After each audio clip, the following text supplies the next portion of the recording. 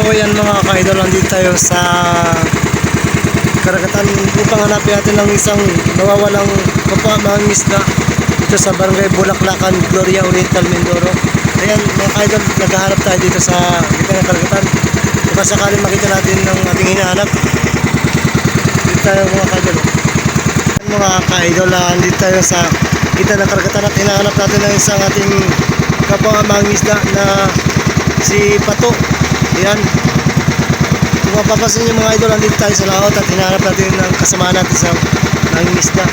Siya po ay si Pato. May 5 araw na po siya nawawala dito sa dagat, kaya hinahanap namin siya. Tulong-tulong po kami dito sa paghahanap. Ayan, kung makita mga idol, naghahanap kami dito para makatulong kami sa pamilya nila na nag-aalala rin sa kanya. Ayan o, dito kami sa karagatan ngayon mga idol. Ayan, naghahanap kami ngayon na hinahanap namin si Pato. Ayan, 5 araw na po siyang nawawala. Sa dagat po siya nawawala sa karagatan, kaya nagpapakasali po kami makita namin siya. Ayan, nagtulong-tulong kami dito para makita namin. Nakalawad po ng aming pinagpuntaan ngayon at baka sakali po makita namin siya dito sa laot.